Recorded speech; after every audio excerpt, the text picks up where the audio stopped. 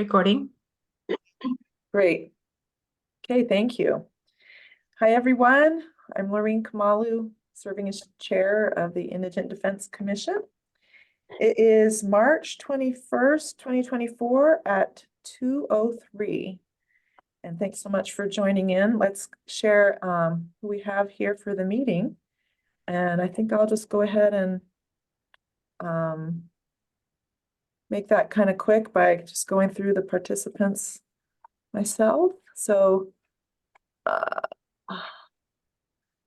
Deborah Nelson, your staff with the Utah Office of Indigent Defense. Michael Zimmerman, a commissioner. Aaron McKnight, I think your staff also. Yes? Nope. New commissioner. Oh, you're the new commissioner. We're going to come back to you. So prepare some words. Okay, good. And then let's see, we've got our executive director, Matt Braza, with us, and Adam Troop with staff also. Let's see, Casey Hopes, commissioner, Michael Drexel, commissioner, Pam Bakery, commissioner, Rich Morrow, commissioner, Tom Ross, commissioner, Tyler Clancy, it's your first time too. So excited. Happy to be here. Thank you. Yeah. So Tyler, tell us just something about yourself so that we know who you are, and then we'll go to Aaron. I'm just excited to be here. I've followed your work for a long time and just very honored to be appointed as commissioner. And as Tom knows, Matthew knows, Adam knows, all you really have to do is just point me in a direction, and that's where I can be helpful. So not the highest on the IQ scale, but I will get to work, whatever we need. Tom's shaking his head. Go ahead, Tom. If anyone watched Representative Clancy during the session and presenting bills and speaking in committee hearings, and I think his IQ level elevated significantly. I think personally we were all a little bit surprised at his capability, but no, he did a great job, and he's the absolutely right person to have on this commission. So look forward to working with you in this capacity. Definitely. And Representative Clancy, so you're in the House and you're a newer elected person, right? And a background in law enforcement, as I hear. That's correct. You hit the nail on the head. I'm down here in Provo. So okay, yeah, great. And like we all have certain disciplines that we represent in the law that created this commission. And so, yeah, you're the one representing the House, of course. So great. Let's see, Michael Drexel, I think I missed you before, or maybe I said your name, but Michael Drexel, commissioner, here with us. And is your role, Michael Drexel, from AOC? Is that? I am from the AOC. That's right. Yeah, I'm the assistant state court administrator. I knew that's where you worked. I just didn't know if that's kind of the role in this commission, but that makes sense. Yeah, I'm Ron Gordon's the state court administrator's. No, the judicial council's appointee, I guess, is what I am. Okay. Yeah, yep. Great. Sometimes I just love to be reminded of all those areas. We've got Margaret Lindsay and a commissioner joining in, and then let's get back to you, Aaron. A little bit about you. We'd love to know. Welcome. Yeah, thanks. Excited to participate here. I am involved. I'm the appointee from the Utah League of Cities and Towns. I work for Midvale City. I was a municipal prosecutor for about 7 years, which is how I kind of got into the criminal law stuff. And since I've been doing civil work for cities, I thought this would be a great opportunity to jump back into a criminal type role and keep in touch with all that and help with the indigent defense in the state. Terrific. Yeah, you're a great fit. So glad that they were able to get you started with us. Okay, did I miss anyone? I'm kind of looking at the list. I think I got everyone. Okay. All right. Well, it's a great group, and I'm one of two here who's not an attorney, right? Casey, you're not an attorney either, are you? So I don't know. It makes no sense that I'm chair sometimes, but I do my best. And Casey and I have learned a lot, and we sure love it. We're the appointees from the Utah Association of Counties, so we're elected county commissioners. All right. Well, let's go to the first item. got more than our quorum here, and so those who've had a chance to look at the minutes, we need to approve those. Let's see, Katrina, what's the date for these that we are approving? There were several of them. Yeah, it's been a while since I saw them. I saw them a while back. There's like 3, is that right? I think so. Are they're probably, Let's see. I'm pulling up the calendar. Matt is the one who sent those, so I wasn't, let me see. Sorry. Oh, that's okay. Here we go. I pulled them up. They're in the calendar invite. So it looks like we've got, oh yeah, there's a whole bunch. So back to 2023, June 8th, July 20th, August 31st, June 8th. Again, I don't know, it's a couple times on there. And then the last meeting for this year, January 18th, 2024. And I have read those as chair. I kind of get them and look over them probably before anybody else. So I'm happy to make the motion to approve those minutes. If there's anyone else who's seen them, you can give me a second. This is Tom, I'll second the motion. Very good. Okay, all in favor of approving those minutes, please say aye. Aye. Aye. Very good. Anyone opposed, please say nay. Okay, we're unanimous. Got that done.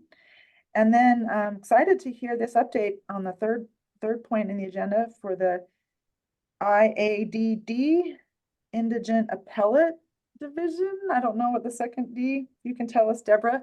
We get an update from Deborah Nelson. Well, thank you for allowing me to just give a little update. It's IAD, or Indigent Appellate Defense Division. And so I just wanted to start with some statistics from 2023 and the impact that our division has had on the state. Before IAD came into existence,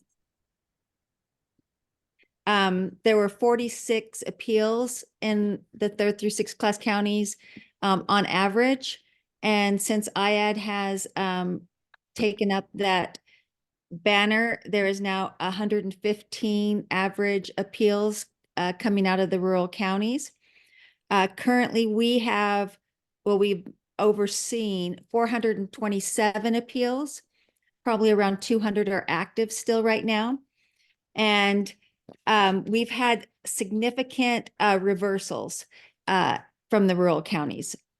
And I think we've had them in all areas, but one areas that we keep seeing that we are getting reversals in is the waiver of counsel issue, where the rural counties have not gone through the required colloquy to ensure that the pro se litigant really does not want to proceed with counsel. And we have talked to some of these judges, and some of them have said, well, this is a frequent flyer, or I know their families and they're better than most attorneys. And those things don't really cut it. And so in seeing the reversals, I ran into a rural judge this last weekend, and he said to me that he has seen and read the reversal opinions that have come out of the appellate courts, and that he has made himself a little cheat sheet. And now, not only does he have this cheat sheet to make sure he goes through all the points necessary, but that he does it right. And that really warmed my heart, that it wasn't seen as a bad thing that we exist. It was actually helpful that they were able to improve their practices. And I took a lot of encouragement from that. So I wanted to let you know about those. That's in our criminal appeals area that we've had significant reversals. Wendy Brown is the section head for our criminal appeals, and she is responsible right now for all of those reversals. So she's been incredible. And then where I think that I'll get the most, gasps, if you will be in our child welfare section, where Alexa Marshall is the section head, and she is phenomenal. So in the last 13 years, up to 2021, there were 3% reversal rates for child welfare cases. And then when we came onto the scene in child welfare in 2021, the reversal rate is now 36.5%. It's equivalent to civil appeals reversal rates. And there are a lot of factors that go into that. But just let that sit for a moment. From below 3% reversal rates before us, now 36.5% reversals. And that, large amount has to do with how incredible Alexa is. But also with the help of Adam, and this is kind of his pet area, we've been able to go in and change appellate rules and make them more favorable for our clients. I know I had a little blurb here from Alexa that the statute and rules that Adam and her have worked on require qualified appellate counsel rather than the trial counsel on appeal doing the appeal. So that, she says, is significant in getting those reversals. And they're also working on a number of other rule changes right now.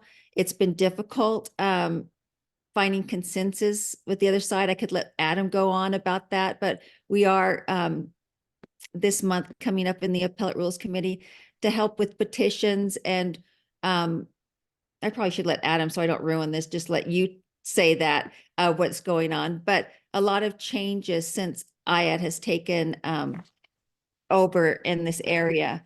So I also want to highlight that when we were given this task, IAD, we were told you'd get 10 child welfare appeals.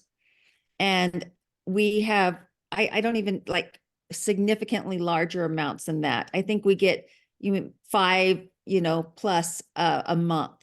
And so it's similar to PCRAs. When we were funded for PCRAs last year, the legislature thought we would have 1 to 3. We currently, in this last 9 months, have 30, and with 1 part-time attorney over that right now. And so it's a struggle, but I have to say, and I just want you to impress upon everyone here how important it is to have such supportive leadership in Matt, and also Adam and child welfare especially, but Matt, and believing in us, encouraging us, and making sure that we have our needs met. Otherwise, we couldn't do this very, very important work. As you can see, the significant impact that we've had for the citizens of Utah, and how important it is that we're able to be adequately funded. And but not just the money, also listening to the complaints that, yes, I do have many that Matt hears.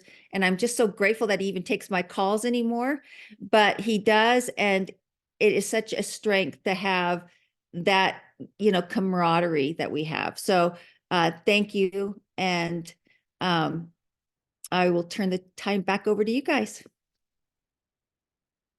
Wow, that's fantastic. Thank you so much, Deborah.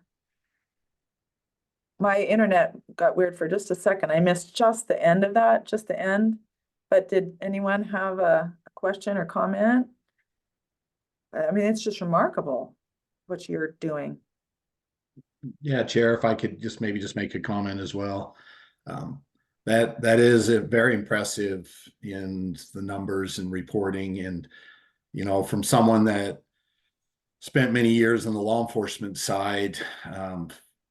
Early in my career, I always felt strongly about having a balanced prosecution and defense side, so that we're truly trying to do the best we can in the system to do the right things and implement justice, but also in a way that's fair to those that are being accused of crimes and committing crimes. So I think that's exciting. I have one question, maybe the elephant in the room question is, with these kinds of results, and this, especially when you're talking numbers as 30+%, is it on the prosecution sides? Is it are we getting pushback from them? Or are they recognizing that, hey, this is what really needed to happen, and you're going to see these numbers until the system the equilibrium works its way out, and like this judge's point, they raise their bar. How's that being? What's the comments coming back there, or maybe we're not getting any at all? I think that I can speak a little bit on the child welfare side. The AG on that side recognizes, I mean, we've had a lot of, those numbers don't include the stipulation from prosecution saying, yeah, we'll agree an error happened here and let's send it back. So those are just the court reversing. And so we have seen, at least in child welfare, where the AG has been recognizing, yes, there's an error here and I will stipulate to sending it back. And just being able to bring those appeals, to have that recognized was so important, because these weren't even being brought to the attention to anyone up until IAD existed. And just to make sure we're getting it right, especially in the area where we're terminating parental rights, and to find that's such a high rate to say, hey, this was wrong, there's an error. We're going back and making sure that this gets done right. And so we do see it more in the child welfare, where the prosecution's working a lot less in the criminal appeals area, where, tooth and nail is being fought along the way. And even with our reversals, it's still, it's not as, we don't get as many stipulations up front to reversing as we do with child welfare. But, I was happy. I think there was a lot of trepidation with judges when we came into existence. I mean, wondering, what we were up to. Even public defenders were leery of, what are we doing? But to have that interaction this last weekend with that rural judge, and to see that, we are not this, thing to be feared, this agency to be feared, but we really do want to make the system better. And this is how it's going to be done. This is what we do. And to see that they are learning from that and not afraid to say so, that they want to improve. They are not looking to, not adhere to the rights of the citizens of Utah. So that made me feel really good, that we are doing good work and they're recognizing it and reading the opinions and trying to improve. So. Well, it definitely shows the need. And like I said, it's pretty impressive, the amount of work that your team's been doing. And I'm sure hard as well, because when there's that kind of a shift, sometimes people, they like that there wasn't that in the first place. But if you look at it from a fairness and justice issue, then it does make sense that even if it's a little painful for some in some areas while they, raise that bar, it's an important part of the process. So thanks for all that, the work that you guys are doing. Thank you. Yeah. And yeah, Judge Zimmerman. Yeah, I'm really encouraged by this, because back when the task force studied all of this, and appeals was what started the whole business in the late 2000s. The problem with the old system, Tom, generally was that the people who were contracted to be the defense lawyers would get paid some flat rate, like $700 to take an appeal. So and on an appeal, it's often the case that the appellate lawyer argues that the trial lawyer didn't do the job right. Well, if you're the trial lawyer and you're getting paid $700 to file an appeal on your potentially criticizing yourself, that's kind of not great. And the dismissal rates where they would file them and then never finish them were very high. So a lot of this, I think, is simply getting appellate lawyers doing the job that appellate lawyers are supposed to do. It isn't criticizing the defense lawyers. It's saying there's somebody here raising the issues that are available, and you can't expect somebody to argue their own inadequacy.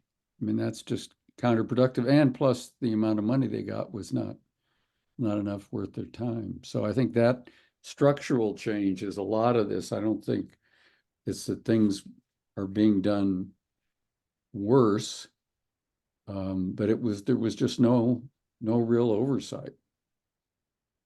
Yeah, so it's very encouraging to see this kind of result. I appreciate that insight and feedback, because that even clarifies even more what, you know, really the system was up against and trying to ensure the fairness and justice. So thank you. Yeah, that the history that some of you have being commissioners from the very start is ooh, I don't know why it's sorry. Margaret, you want to say something? I just wanted to kind of comment following what Mike and Deborah. Tom, I started as the appeals attorney in Utah County when the Public Defender Association was about a year old, I think. And I think really on directions from then Chief Justice Michael Zimmerman that they needed to hire an appeals attorney. And even though I was a young attorney, I think for the first few years that our reversal rate in Utah County was, you know, similar to what they're finding in, from my ad, was over 40%. And I think that was because there had not been any sort of check on what was going on in the courts as far as from an appellate perspective. And so I'm not saying that was me, but I'm saying that I think it's just another example of how important it is to have a strong appellate presence. And I had just texted Adam and said, I'd love to see, especially on the child welfare side, the reach of IAD extend to the entire state, extend to the first and second class counties as well. I should also mention that our child welfare section is also presenting with the ABA 2 presentations back east on the success of a couple of their cases and how to the procedure that they follow to get the reversal and the laws that have changed. So that's quite I don't know, kudos to them for the ABA picking up their presentation in 2 areas, and they'll be doing that. So getting us some national exposure also for our successes. That's great. Michael Drexel. Thank you. Hey, Deborah, this is such a great presentation, so helpful and interesting. I did have a question. Is IAD experiencing any constraints resource-wise where if you had more people, more funding, that you could be taking on additional appeals, or are you currently meeting kind of the demand? No, we are suffering terribly. I think, Michael, you'll know that. I mean, how could we not be? And we're, you know, but you know, Matt we try to deal with it in positive ways. I mean, things are as they are. The legislature didn't fund us for our PCRA area. And so where we have a part-time attorney and we are looking to hire a full-time, we really need 2 or 3 attorneys there. So we got 2 new cases, so really 32 cases there. And what we're having to do is, the letter that I have drafted is, you have to wait at least a year before we could even pick up your case. And that's sad. You know, that's sad that and that puts us as at a disadvantage when we finally get to the case and have to argue it. But resource being what they are, that's our only alternative. In criminal appeals, we have 4 full-time attorneys, but we still are having to ask for 120 days up front and then multiple extensions to be able to just get to the cases that we have. And so while we'll do it and we're committed to doing it and doing it well, we are, you know, being subjected to the lack of resources, and that impacts on when we can get the appeals done. So rather than, I think, Michael, that appeals take between 1.5 years, 1 year to 1.5 years. And with the extensions up front, I mean, we're pushing appeals to 3 to 5 years. And so that is disheartening, but we're trying to do the best we can with the resources that we have or don't have, So for PCRA, you might need another attorney. How many more for criminal defense appeals and child welfare appeals would you need in order to feel like you were able to deal with the quantity of cases? I think right now, and talking with Matt, that one for child welfare would be helpful, although they're doing fantastic. 1 to 2 for criminal appeals to get us back on task, and maybe 3 full-time attorneys for the post-conviction area, because again, we only have a part-time attorney right now, and we're going to hire a full-time one, but at 30 cases, I mean, I don't know if anybody knows, post-conviction cases are really can be complicated, and it requires like starting from the beginning. There's an investigation, there's experts, you go back and you start over and, comb through the record. And with 30, that is just overwhelming. I almost talking about it gives me anxiety, so I try to put it back. But having to, like, again, having to send out that letter saying, we've been appointed to represent you. I'm sorry, it's going to be at least a year before we can get to you. We take them in order when we received them, and we want to make sure that we represent everybody to the fullest of our ability. So you can wait, or you can go, without representation, which is just a bad idea for them. And so most are just saying, yeah, we'll wait, but they're not liking it, and we don't like it either. But what do we do? Thank you. Yeah, those are great questions, Michael. Michael, I wish he could just make money. Yeah, I've already had a conversation with him. In a legal way, I wish he could make money. I'm figuring out how to grow it on trees, so I'll let you know when I figure that out. Yeah. I wish we could take donations. I was listening to the Innocence Project at this conference I was at, and they're able to take, people had their checkbook out and ready to write checks to them. And I'm like, God, how can we get in on that? Having people donate money, but it sounds like it would be so complicated if it even was possible. So yeah, it helps though for those who are legislators, for Representative Clancy, and Senator Weiler. I mean, they advocate, and they can advocate to help more legislators understand the importance of the funding of all of this. Is an ongoing conversation we will continue to have. It's a big deal. This is just really a great conversation. Obviously lots of commissioners very interested. Okay. Well, thanks, Deborah. It's good to have that update. Okay, we'll move to the next item, and that is number 4, state fiscal year 25, the grant budget discussion. We've got Matt himself who's gonna talk through this with us. Right. So I have some more continuing on the theme of resources or lack thereof. I'll pick up where Deborah left off. And just to back up a little bit to help explain where we're at right now. Last year, the legislature awarded us $700,000 in new one-time funding for our grant program. And so we were able to get that out the door with no problems, help in a lot of great ways. And we came back this year and asked for that to be renewed. In addition to that, we'd asked the governor's office to include in their budget a significant increase in new one-time funding as well. And I think the governor's office, reading the tea leaves and budget forecasts, they did not include any new money in their budget. So I think from the get-go, we knew that this was going to be a tough year and a tough fight up there for our appropriations.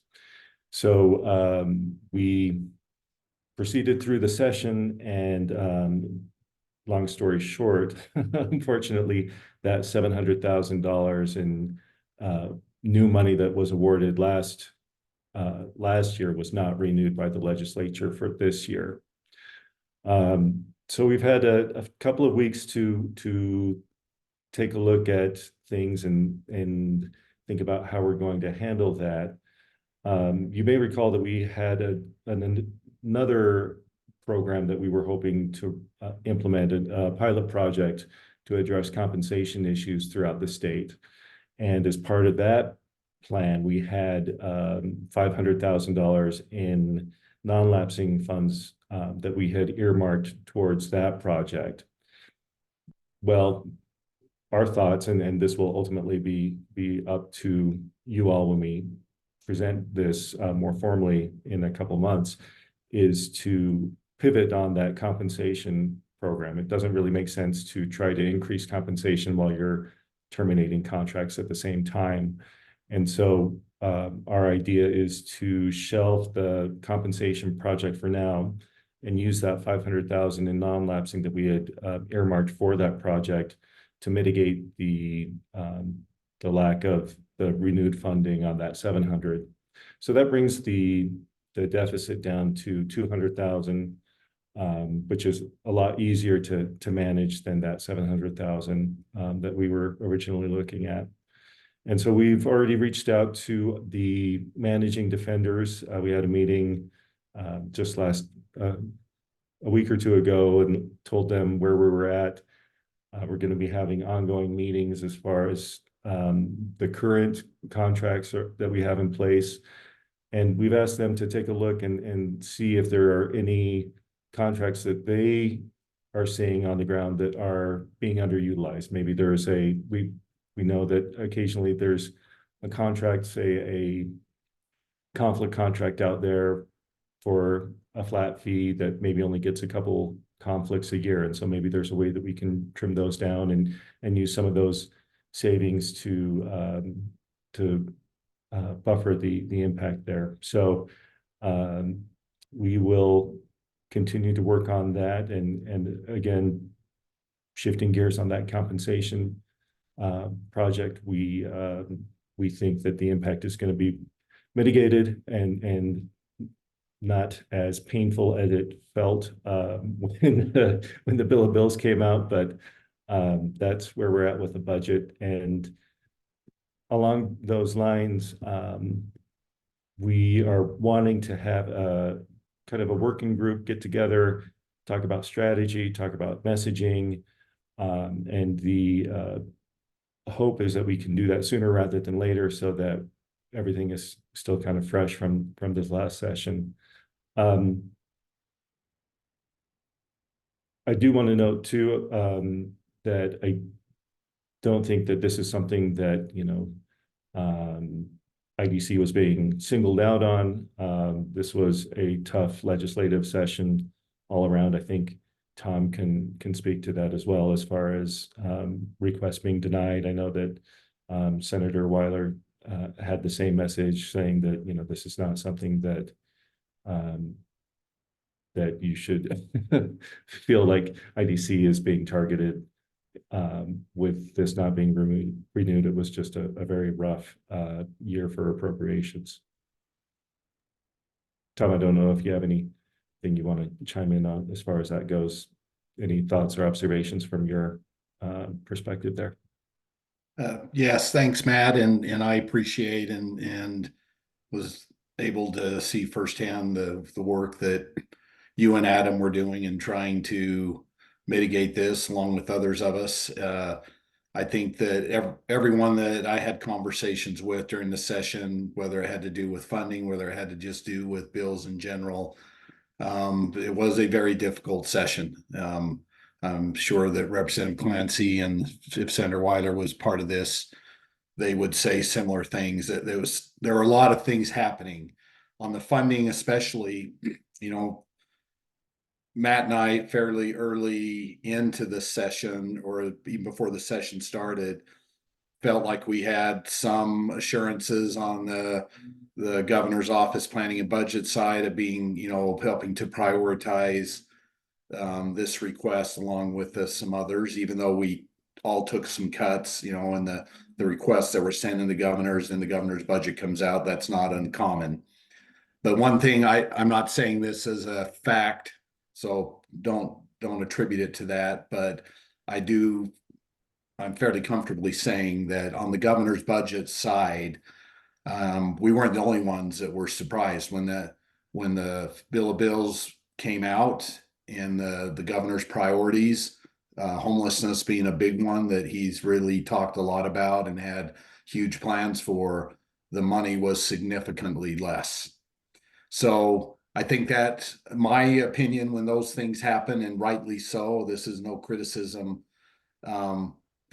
the governor's office of planning and budget's going to need to focus there first, and making sure that if there's funding that can be cobbled together and pulled together, that those priorities are going to be at the front end of the table. And I think that played a role. There were some other things. It was a tight budget year. There was even some talk before the session started that there could potentially be a small budget cut in operational budgets. Now, fortunately, we didn't see that, but that was in my mind as the session went forward. And then, of course, the tax cut became, it's an election year there. I mean, tax cut put some challenges. So this was the hardest budget year from people that I've been working around. I've been involved 9 years, obviously just 4 going on 4 now in this role, but this was the hardest budget in that period of time. So I think that I know that the fiscal analysts were looking closely at non-lapsing funds that could potentially agencies could pull in instead of new money. They were telling us right up front, ongoing costs, you're likely not going to get those funded. So if you're putting in ongoing budget requests, personnel, things like that, that's going to be a tough one right out of the gate. And then those one-time requests became, you know, even more challenged than what we thought. To Matt's point, when we came out of the bill of bills a week before the session ended, not a single item for CCJJ outside of our regular budget, operational budget, and the carryover budget was funded. And it became a battle over the last 3 days. We thought that indigent defense was one of our priorities. That was our top priority. And even with those conversations, it sounded like it was going to be okay. But I do think that the non-lapsing fund issue became part of the conversations for several agencies. And one thing that I think we should talk about a little bit, this group that you're talking about, Matt, is I know coming into my role that there were some kind of, I hate to use the word commitments, but the legislature as IDC was getting up and running and funding, there was this pretty much routine talk of, you come in 1 year with one-time money, you show that over that year what you've done with the money, and if it's acceptable, which it has been each year, then that money goes to ongoing, and then there's new one-time. I think there's some legislators, to your point of educating legislators, I don't know that that's as accepted today as it probably was years ago when this was started. Legislators have changed, people are in different roles. I did have someone in a significant funding role say, I know this has been business as usual, but I don't know that, I mean, how long does that go?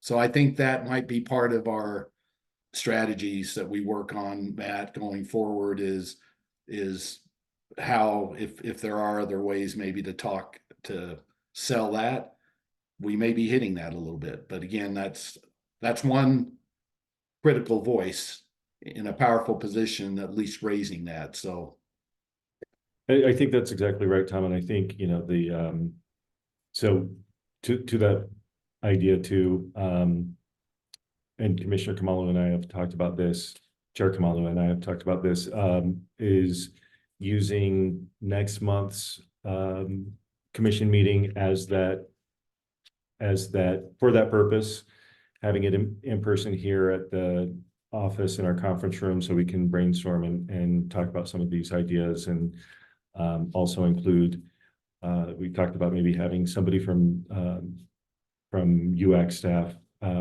present to see what the temperature is there, see what they might be able to get behind to push things forward, and really think big picture, and think about how we can get that message across. I think you're right that the incremental growth is probably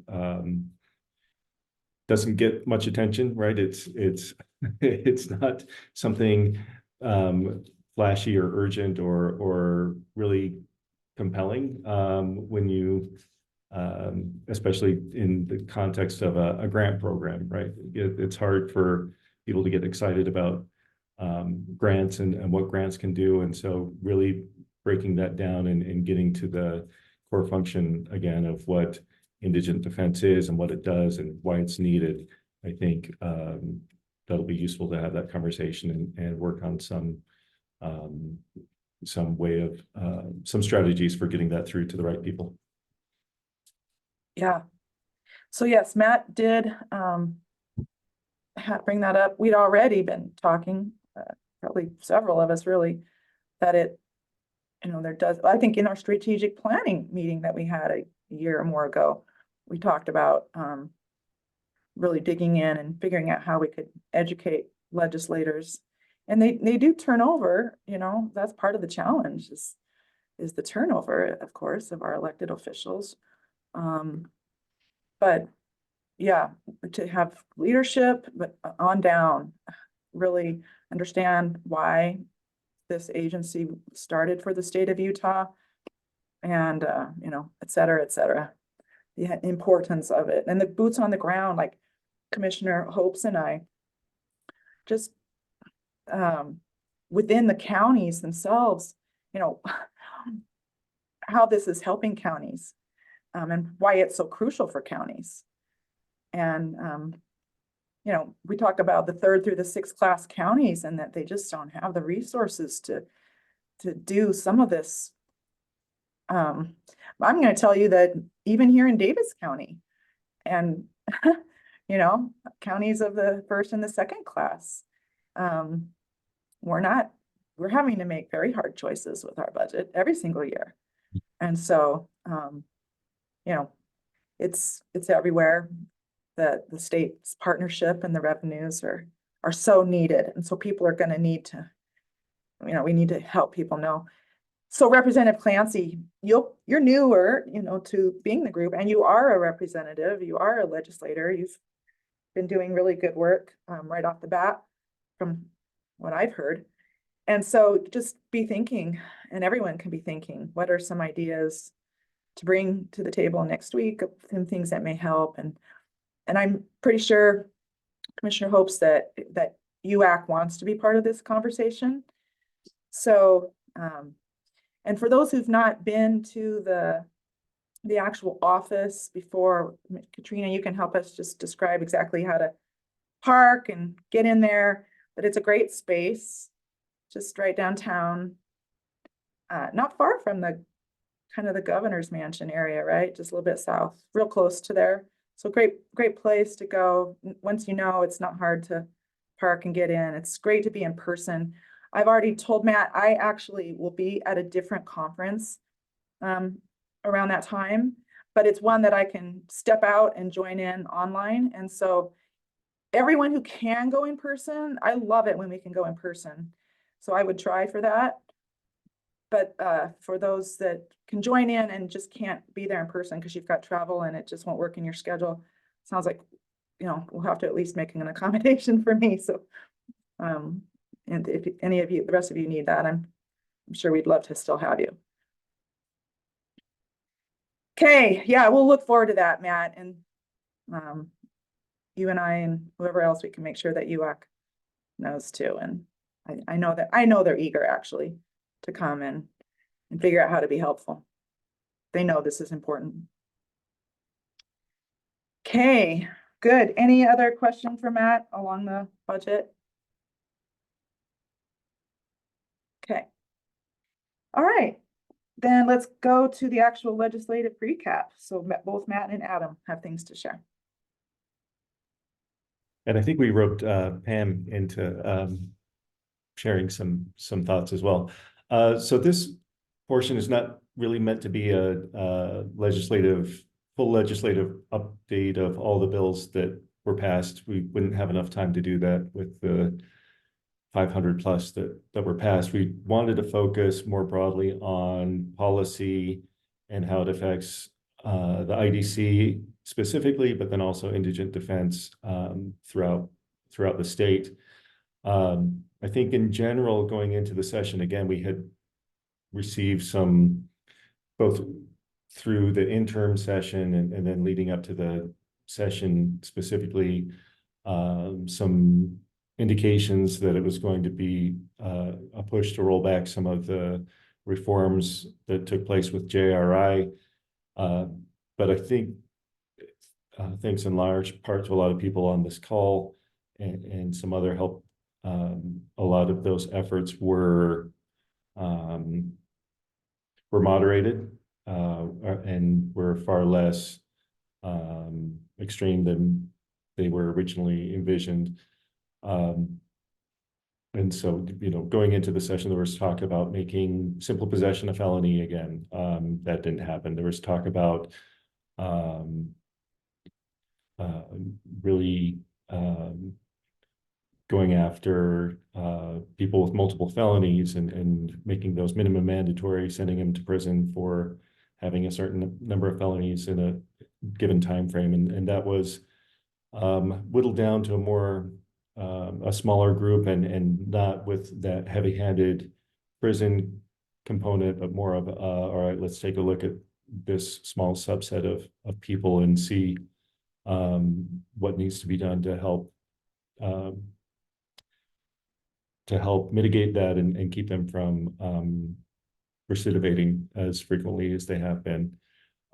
So I think all in all, with the policies that happened this session, we ended up in a much better place than we thought we were going to be going into it. Specifically to IDC, probably the most important bill to us as an agency was SB 160. That's the aggravated murder fund bill that went through successfully. So thanks to Representative Clancy and to Senator Weiler for shepherding that through. That goes into effect May 1st, and we've been working with the Division of Finance to make that transition smooth. And what that will do, for those who aren't familiar, there's the existing aggravated murder fund where counties can pay into it, and if a capital murder case is filed within that county, those funds are accessible for them to be able to hire death penalty qualified defense attorneys to enter and represent on those cases, as well as hire mitigation experts, investigators, and everything they need to handle those cases. Those will be moved under us now to manage that fund itself, and then also the work that's being done. And really, this is kind of a sleeper bill in that it sounds pretty boring. You know, we're just transferring one fund from one agency to the other, but I think it's going to make some really significant changes in the support and oversight that the defenders who are doing that work will receive now that it's going to be under IDC. We'll be able to, there wasn't a whole lot of communication from what I understand between the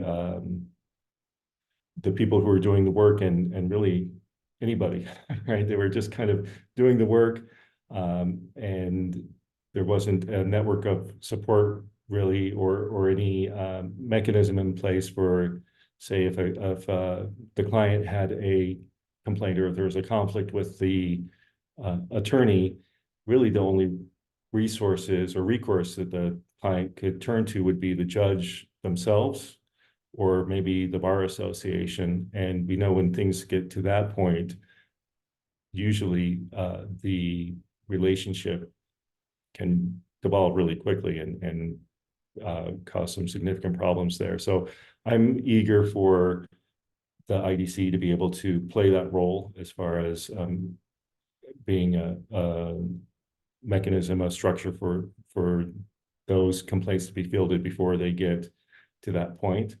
And then also there was another significant problem with the previous structure was that in many cases, if a attorney needed some expert witnesses to investigate or to do some kind of evaluation, they would have to go to the court who was supervising the case, the judge, to ask for extra resources. And so then that puts the judge in a really an improper position to be deciding whether or not an attorney should receive the resources that they think they need to be able to properly defend their case. And so now those will go through us, and we'll be able to make those, vet those requests without having the judge have to weigh in on that. So we're excited. There was an appropriation associated with that so that we'll be able to have the extra staffing resources to be able to deal with this new exciting project that we have on our plate. Good, yeah. You say Pam and maybe Adams also have something? I will be brief. I've asked Pam actually to deal with the juvenile justice issues. She is deeply involved in that year round, and there was a lot of activity this year. On the child welfare side, it was pretty quiet. There were a few bills, but nothing that made any drastic or really significant change, in my opinion. And there are not trends we're seeing either. We're not seeing bills that are giving us an indication that the system is being pushed one way or the other. We did work with some legislators on a couple of bills that we thought would be significant, but in the end, it was obvious that we weren't getting support from the partners in the system, and some of that was for good, valid reasons they had for objecting. And we'll hope to go back and have more dialogue on that, on several of those, and see where we can get the coming year. But no major changes we're seeing, although we'd like some things to be different. And I'll leave it at that unless people have questions, and turn to Pam.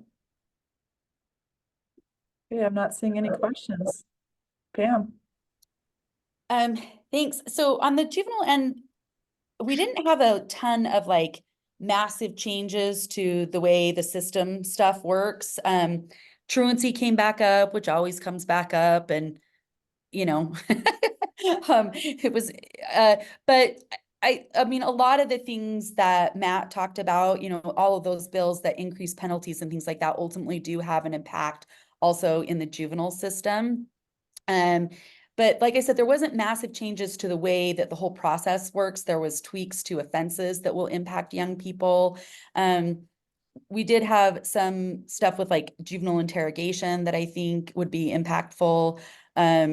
And run by Representative Judkins there, but it's kind of interesting. We saw a lot of bills that increased penalties for adults, but then really took into account the way that kids work and what kinds of behavior from youth would get scooped into those definitions, like for lewdness and things like that.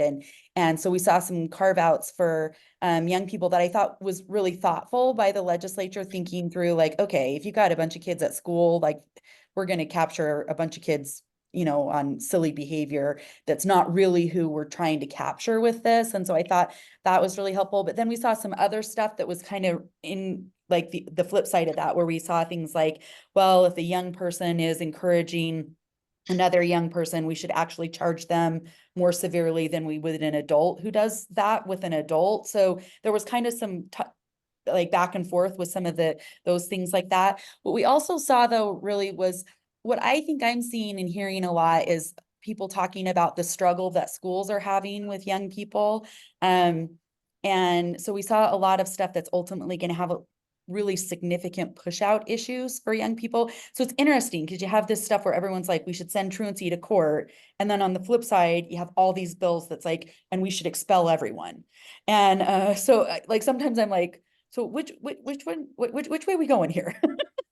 We want them in, we want them out. I'm not sure. I'm confused. No, I'm just kidding. I mean, I'm being facetious, but I think that it raises a really good point because we do have teachers that are struggling and law enforcement that's struggling and probation officers and JJYS workers in like interacting with young people. But we also have young people who are really, really struggling right now. And it's frustrating to me because in those conversations, very rarely are we talking about how to improve how to make that easier. Like what we heard so much in the narrative was that kids like particularly for schools and things like that those situations are really out of control and that teachers are really struggling. And I thought it was a little bit hard because what we had was a lot of talk about how to keep schools safe and none of it was about supporting teachers. It was about how many guns should be there and things like that. And I'm not commenting on those bills or anything like that. I'm just saying that I hope that as we move forward, we can really shift the narrative to talk about young kids are struggling in school and we are seeing some behavioral concerns there, but we also need to provide the appropriate supports and interventions for the teachers so that they can have more positive interactions and so that the teachers feel supported and stuff like that and engaging. And I think that if we really go in and interview young people, what we're hearing is a lot of stuff about like more individualized attention is helpful. What we see in terms of evidence-based interventions is that like that one-on-one mentorship, incredible messenger type stuff, smaller class sizes, which I know those are huge, huge battles, but it's kind of like we shift one way and we say we should criminalize a bunch of stuff and then we shift back and say we should uncriminalize all of it. And we kind of skip the middle step of what are the resources that the people that are doing boots on the ground work need in order to effectively work with that population. So I hope that we continue to have those conversations because like I said, a lot of it this year to me really felt like we should push all of those kids out. And there was a lot of stuff like, I mean, there was legislation this year that will require that any kid who has a simple assault is going to now be required suspension or expulsion. Now, suspension can be for a day, but it also means that, but they're going to have to do something. And it could be a more substantial expulsion. And we're sharing more and more information about young people's court involvement with the schools, which I think can be helpful for the schools and making sure that they have the appropriate resources for safety needs to intervene with a young person. But I think that we have made the number of things that we're asking schools to address so substantial that I don't know how schools are ever going to be able to do that. I mean, Michael can talk about this, but when I met with probation in January, those reintegration plans that were created last year, which I think are a great idea and can be super helpful to schools, I just think we've applied it to so many things that it's going to be really, really hard for schools to meaningfully implement those. Like by January of this year, we already had like over 400 of those. And so far, very rarely have the court folks that are supposed to be involved in that being notified to participate in that. So we have all these things that are really good steps and really good tools, but I think we really need to look at, are we using them in too many instances such that we're implementing them, making it so hard to implement that they're not going to accomplish what they were meant to accomplish, when what the purpose of them is really, really important and really helpful. Thank you, Pam. Michael, you have a comment. Yeah, I was just going to add, I mean, Pam was talking about House Bill 418 at that last little bit there about kids getting expelled. One of the things that goes along with that, and it's going to be interesting how it interrelates with juvenile defense, is often when a kid does something that is delinquent, and if there's a victim at the school, whether it's a schoolmate or whether it's a school employee, House Bill 418 actually prohibits the student from being reintegrated into that school if the victim gets a protective order. And yet often there's not a defense counsel, in the delinquency sense, there's hardly ever defense counsel involved in the child protective order process, but it can really have far-reaching impacts for families. And so there's going to need to probably be some attention to the interplay between when a youth commits a delinquent act at school where the victim or, school employee is the victim. is at that school, and a protective order issues, because it's really going to have a dramatic impact, I think, on a significant number of cases. Can I just follow up on that? Sure. I mean, and to that also, what it also says is that not only if there's a protective order, but it actually requires the school to get input from the victim before reintegrating a youth back in. And I think I understand that, and it's stemming from one case. A lot of it that's frustrating, though, is a real misunderstanding by schools about when they can and can't bring kids back in. And then what we end up is in these situations where we have like all this mandatory stuff happening. And you know, a lot of that got talked about like, what about in rural areas where all of these kids are, there's not a different school to move them to, and everyone just kind of said, oh, well, we'll just put them online. And I was shocked that that was the response to that, because the research with regards to push out and removing kids from pro-social activities increase the criminogenic risk factors for those kids so substantially that it's shocking that we took a simple assault or something like that and said, oh, well, we're okay with removing them from all the pro-social things that reduce criminogenic factors and going to this other situation. And I think we're also putting schools in this situation of being the triers of fact in a lot of these situations. One of the things I will say is that in response to some of this stuff, one of the grants that we requested from the IDC that we've been working on, is this okay if I talk about this, Matt?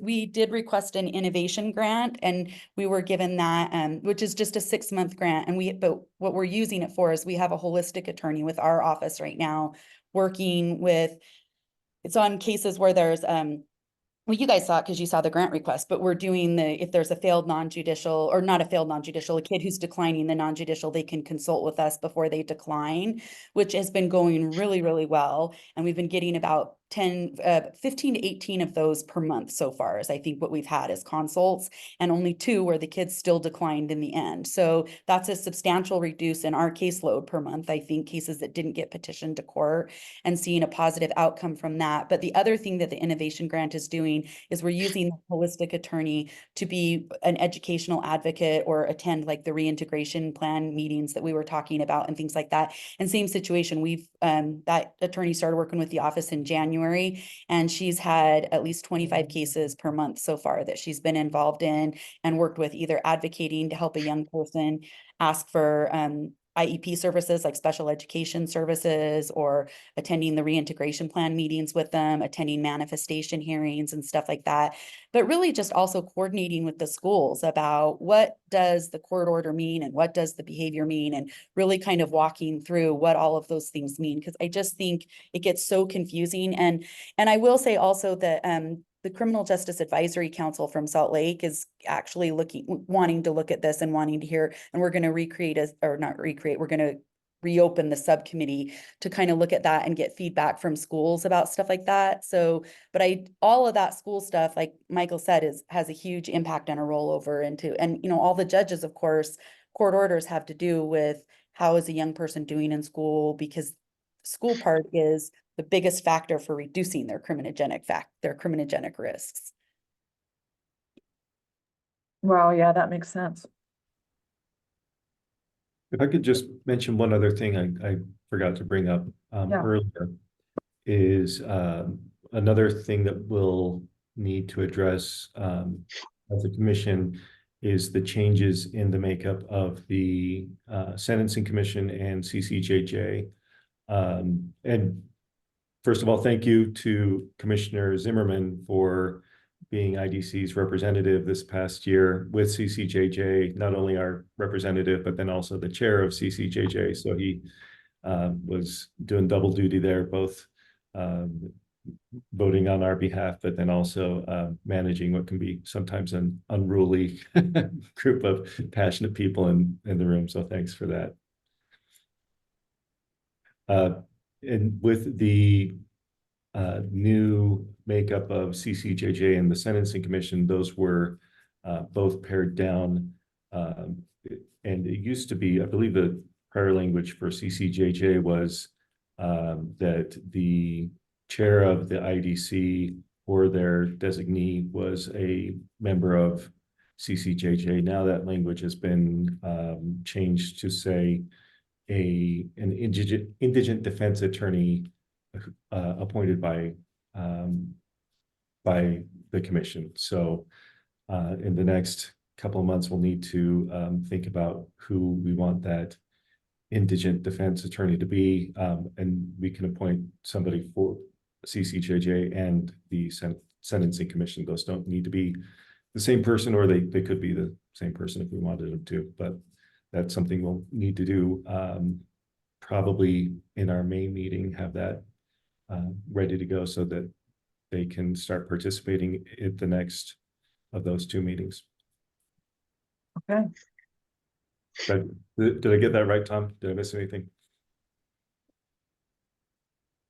No, you got that right. And our hope is that shortly after, as close as groups are able to after that, the May timeline, that we can get those positions in place so we can start making that transition. And just on that same note, I think most of you, maybe all of you, are aware that this has been a process of reducing the size of or eliminating commission boards and councils. It's been happening in the state for a couple of years. Then this was our year at CCJJ, and I hope it's the last, but there could be more in the future. But I think we had 9 groups that were impacted by this change. And as you can imagine, if you're on a group that's your position's being eliminated, or a commission or board is being eliminated, that understandably and sympathetically so, that a lot of upset and worried and concerned people this session. I think that impacted over 175 people and just in the CCJJ side. So that added a tenseness, I think, to a lot of other things. This was the hardest session I've been involved in 9 years for many reasons. That was one of them. And we're trying to work through that. But the message that I also am hoping will go out is the size of commissions and boards and councils is in many ways a policy decision by the elected officials. And I get it. I understand it. I may not always agree with it. And I certainly would argue selfishly that I would have liked to have seen things stay the way they were. I think in the criminal justice space, we're just a little less. I think we're about 30% of all the bills are criminal justice related. I think there's an argument for having more people helping to carry that load, and we certainly want a balanced table of voices. But I also can appreciate that they've grown over time, and they're deciding as policymakers they're going to cut these down. And who knows, over the next 30 years, they could add back in again. This may be an ongoing process, but I've tried to be respectful of that policy call, but also wanting people to know that just because a seat is eliminated or someone that's been serving is eliminated as a voting member does not mean, and I'm hoping they won't take it as we don't need your voice and we don't want you present. We are truly hoping to get as many of, and if not all of, the same voices around these meetings as they continue into the next, or through this year and into the next session. I think we've structured things in our commission meetings. Certainly Justice Zimmerman is helped to do this very much so in the CCJJ meeting, that we give public input before we vote on any bill or before we take a vote on public, policy and legislation. And we didn't start doing that. We just started that over the last, this last session and this session. We started with Sentencing Commission and evolved it into some others in this session. We didn't do it for this purpose, but I'm grateful that we did, because I think this will allow public voices to be included, and not just at the last 10 minutes of a meeting, when oftentimes we don't even have 10 minutes to where they can kind of cram any comment in. So we're going to do everything we can to keep the voices present and heard, and empowered. And so share that message more than where that voices are being eliminated. Because I know from the governor, conversations with the governor's office and several legislators, that was not the intent. Their desire isn't to do that. They just want us to imagine those voices in a different way that reduces the load. The governor, if you spend much time in the Senate at all, the numbers of people being appointed to commissions, boards, and councils, almost every time they have a public meeting, floor debate, discussion, they're voting members of commissions in, and it takes months. That's one burden that they want to reduce. The other is on the legislative side. They assign House and Senate members to many of these boards and commissions. They can't keep up with them. You can imagine on the Senate, 29 senators, it's hard to get them to all these different meetings, and let alone even on the House side. So I get all that, and I'm respectful of that, of their right and their ability to decide the numbers. We exist at their request, but doesn't stop the voices. It doesn't shut down stakeholder voices outside of our commissions. And I think that we can still continue to make this right going forward. So anyway, hopefully that's helpful. Thank you. All right. Yes, Judge.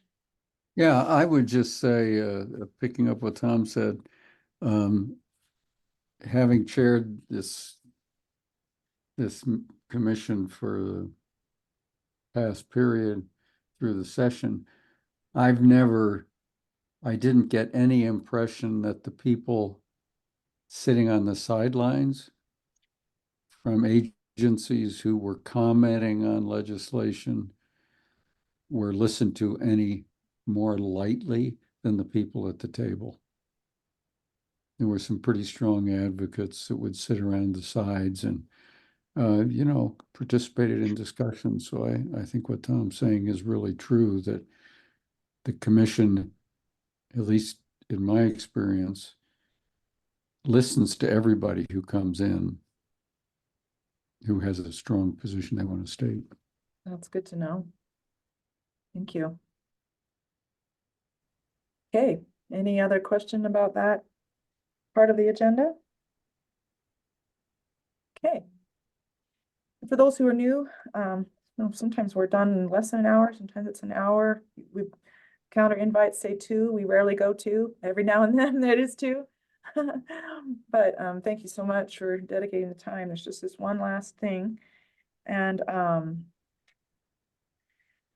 I can make this motion because we need to actually do that move to go into closed session. But there is a little part here needing to do it to discuss pending litigation, personnel matters. And so I move that we go into closed session. I'll second that. By Commissioner Hopes. Thank you. And all in favor? Aye. Aye. Aye. Aye. Okay, I don't see anyone dissenting. So let's see, Katrina, whatever you need to do for that. I'll stop the recording. Very good. Pause it. So Katrina. Very good. Okay, we're back in the open part. It's 3:25. The only other thing we have left is there's a business item anyone needs to bring up, or actually any public comment. I don't think we have any public members that are watching, so it looks like none of that. Any other business? We've talked about our next meeting and the date for that. Is that let's see, April 18th or something like that? Yes, that's right. And again, I'd like to use that as the strategy and brainstorming meeting. So if people could come in person, that would be wonderful. And we'll talk about the upcoming, let's talk about 2026 and gear up for the budget process and come up with some good ideas and strategies going forward. Yeah, that'll be really great. That'll be a wonderful time. It just, fun fact, when I was appointed to be on this Indigent Defense Commission, it was the time of COVID. It was the beginning of COVID. And I only knew everyone online for like forever. And I don't think we even got in person until we needed. What, Pam? Sorry, you guys, we lost Margaret somehow. She's texting It is, me it's- and she said, I'm in the closed session by myself. Now she's Poor been there Margaret. too. I don't know, is she like locked in a Zoom room by herself? How weird is that? I don't know, I'll just text her and say, check Tell out, her you come can back come in. back in, or she can give up a gift of a few. Maybe she had some solo confidential proceedings. She's just like, what's happening in this closed session? Is it just me? Am I supposed to be presenting something? She's in timeout. Yeah. So funny. Well, it relates to how I felt. Like I was the commissioner who had never been with anybody else in real life. And until we got together to, start working on the recruitment for our very second executive director.